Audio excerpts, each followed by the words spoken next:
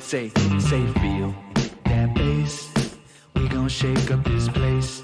Say pick up that pace. Yeah, we got no time to waste. Everybody say feel that bass. Yeah, we gon' shake up this place. Pick up that pace. Yeah, we got no time to waste. Say dreams to chase. Yeah, we ain't losing this race. Say we got faith. Yeah, we know what it's gonna take. Ain't nobody. For the record, I don't care to share the exact location of my encounter because I still own property near this lake. And from everything I've seen myself online, there are people out there who are absolute morons who will try to find this area and get themselves killed. And I can't live with that on my conscience. Anyway, the day I had my encounter, I went out for my normal morning jog. You see, my neighborhood connects to this trail which takes you around this lake. Now, for the most part, the terrain is flat as you're jogging along. But as you get to the far end of that lake, it starts to go on this steep incline that leads up to this plateau area, which is every bit about 100 to 200 yards of lightly dense forest. Right? And the trail leads you through that forest, and then you come down on the other side, go down the hills, and once you get all the way to the bottom, you're actually in downtown of the area that I live in. Cars, trucks passing by, people shopping, eating outside, moms pushing babies in strollers. So it's literally like you run up into the wilderness and then you descend down into civilization. And before I tell you the rest of the story, let me be clear. I have been running this area for the past 5 years and never had anything weird happen until this day. And on this day, it was absolutely terrifying.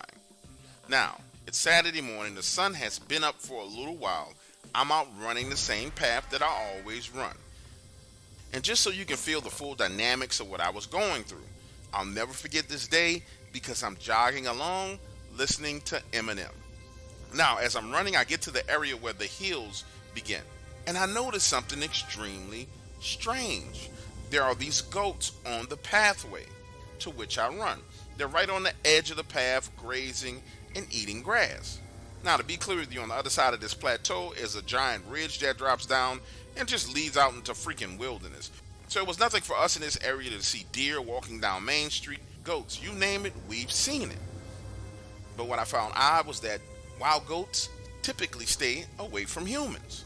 And if you're in their vicinity, there's a high probability that a wild goat will actually attack you. So, imagine the scene. I'm running uphill, I see these 5 goats, and I gotta make a decision. Am I gonna stop and turn around and go the other way because of some damn goats?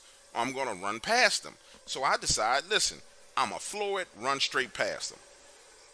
Now, music thumping in my ear, adrenaline pumping, I open up and I'm flying past those goats. And then they start to do something that freaked me the hell out. Because these 5 wild goats begin to run along the path next to me. And I'm not talking about running like spread out. I mean, they're running, brushing up against me like I'm the president of the National Goat Association and they're the Secret Service. That's how close these goats are to me. That freaks me out even more. So now I'm running at full speed trying to get away from them. But there's no getting away from these goats. And listen, whatever happened next happened so fast that I could not visibly see it happening. Because I'm there running along being freaked out by these damn goats, and when I look down I have blood all over the right side of my body, on my chest, my shoulder, my forearm, my elbow, my hip is just bloody. Now, I'm not sure if you ever found yourself in a situation where you were covered with blood, but the first thing you do is you stop and you start patting your body, trying to figure out if it's actually your blood. So I'm standing there, music thumping in my ears, patting my body, realizing that it's not my blood. And then I start to look around and realize that all the goats are freaking gone. That's when this terrible sensation came over me. Hairs literally standing up on the back of my neck in broad daylight.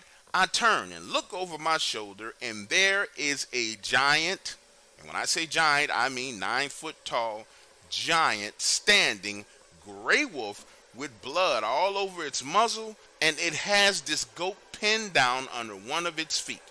Listen to me, I lock eyes with this creature, And it kind of reminded me of one of those old science fiction FX movie animatronic werewolves. And I guess what I'm trying to say to you is this. Looking at it, it was the only way my brain could process what it was seeing. I'm thinking, okay, I'm out here running, they're doing some kind of sci-fi movie, but where are the cameras? That's when I started to notice these fine details, like the muscles beneath the fur and how it flowed with the breeze. That ain't no costume. This ain't no damn sci-fi movie. This is real, I say to myself.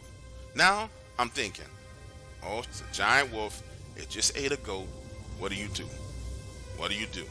And you've seen those TV shows where you have like the angel on one shoulder and the devil on the other. Well, the angel is saying, whatever you do, don't run from these animals. Just back away. Back away. And the devil's like, Dad, run. It's going to eat you. We going to die. Run, run. So I turn around and take off running. Did not look back till I got down those hills and into civilization. And that's when I'm presented with another problem.